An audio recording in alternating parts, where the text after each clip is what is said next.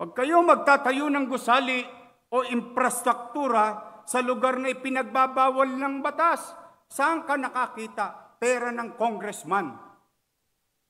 Pera ng taong bayan.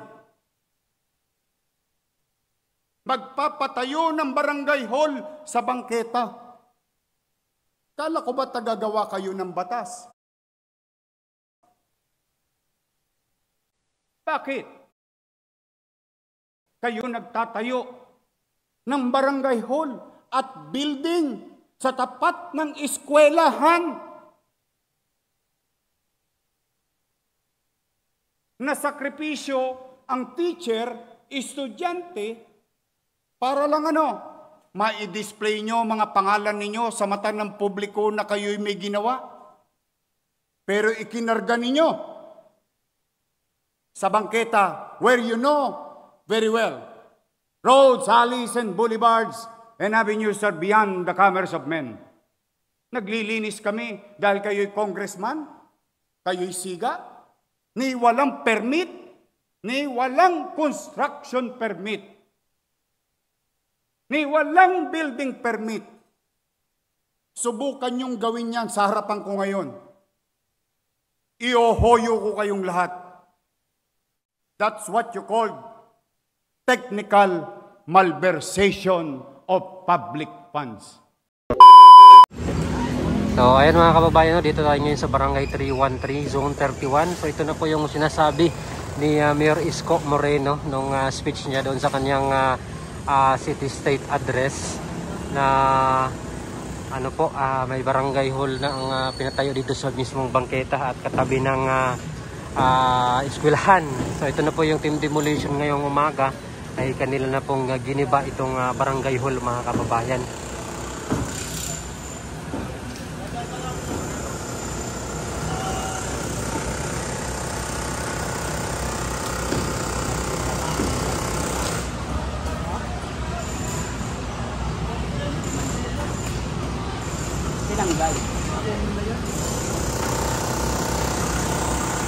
Ayan, sayang mga kababayan, no? Yung apat na palapag na barangay hall. Kaso dito po siya pinatayo sa mismong gate ng eskwelahan sa bangketa. Kaya galit na galit nga po nito si Yorme nung nalaman niya dito na pinagawa ni chairman, pinagawa ni congressman mga kababayan, no, yung barangay hall mismong sa bangketa na hindi sumusunod sa batas, na imbis yung bangketa ay dapat malinis, no, na libreng daanan ng mga tao, pero ito nga po yung ginawa ay pinatayuan mismo ng barangay hall.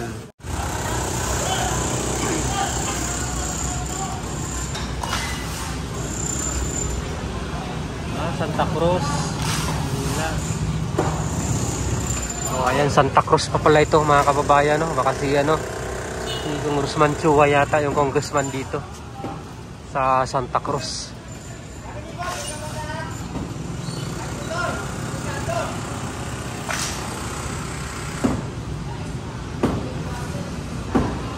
Of public funds.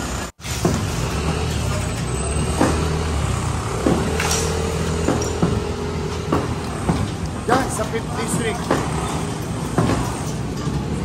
Kalsada. Gagawa nyo ng building sa gitna. Sisira na ba ang dumi nyo?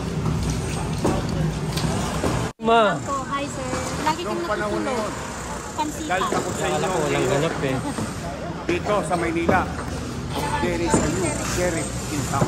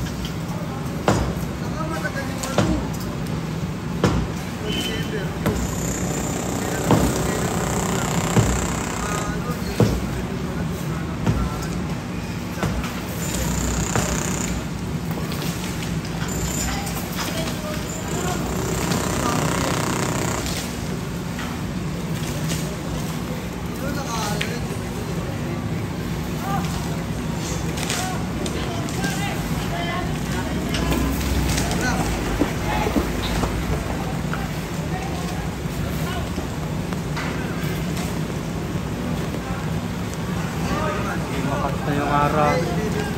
Bukas sa yung ulan mga kababayan. So, silong muna sila mga kababayan, no, yung team demolition. Kasi sobrang ano na po yung ulan, lumakas. At yung ano nila, gamit nila pang bakbak.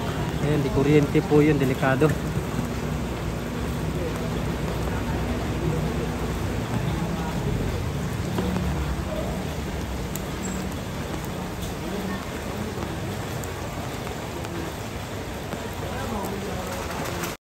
So ito yung side view mga kababayan, no, dito po sa barangay na nandito talaga mismo sa bangketa tinayo.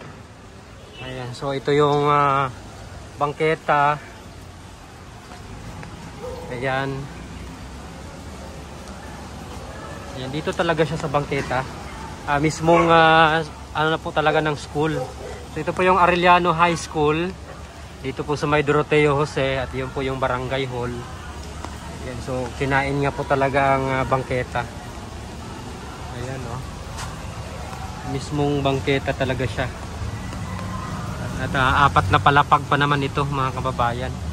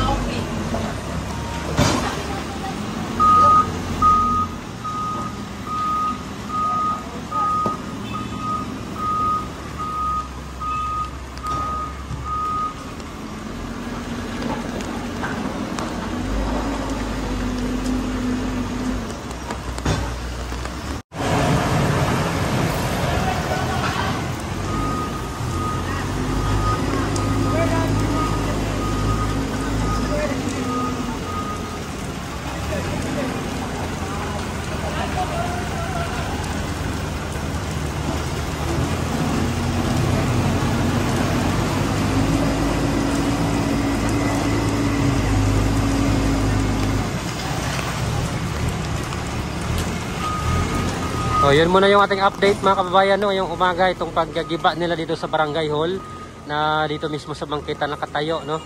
And so maraming salamat. God bless po sa inyong lahat mga kababayan.